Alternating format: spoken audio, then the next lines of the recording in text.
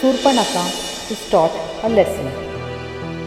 Rakshasas occupied the forest of Panchvati.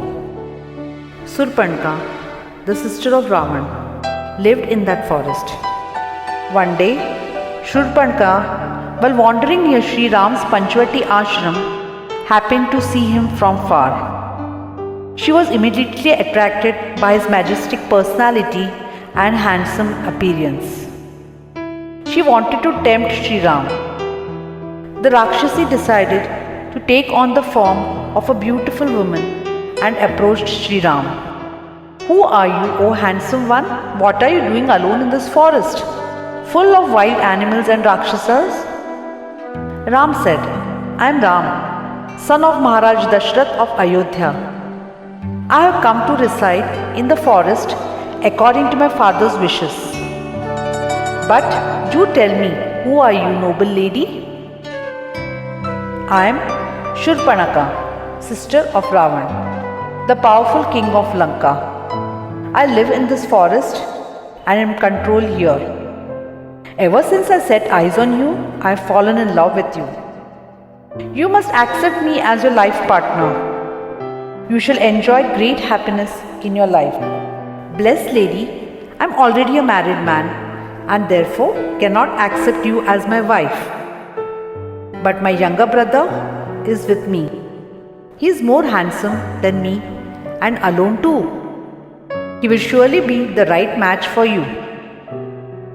Shurpanaka then approached Lakshman, who knew his elder brother's intentions perfectly well.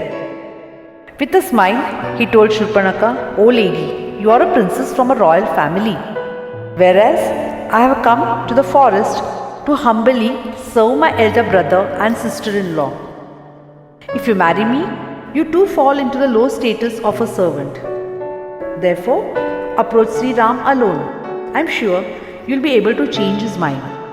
Shurpanaka happened to catch a glimpse of Sita. On seeing the divine and pure beauty of Vaidehi, the Rakshasi was jealous. "I shall eat this woman instantly.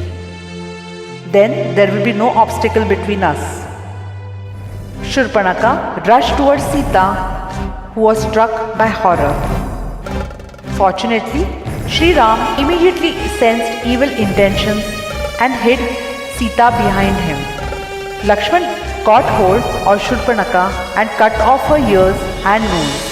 She was yelling, "Khar, Trisharaz, Dushan, where are you all? Kill this human at once."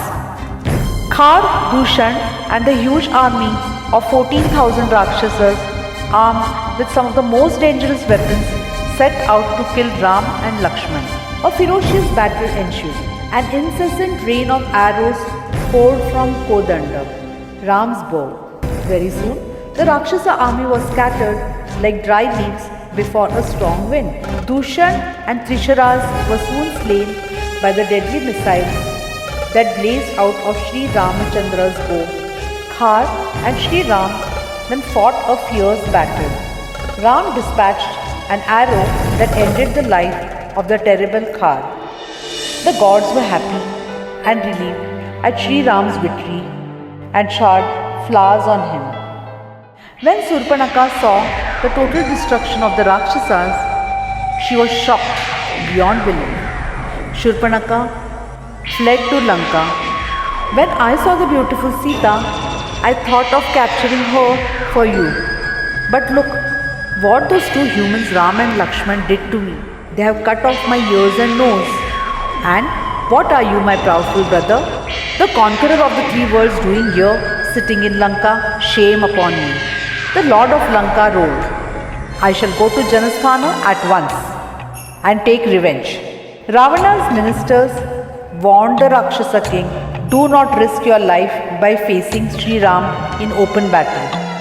Instead, abduct his beloved wife Sita. Deprived of Sita, Ram will not be able to bear the grief." Ravan left for Panchvati to implement his evil plan. Children, do remember, evil counsel, evil advice always leads to destruction.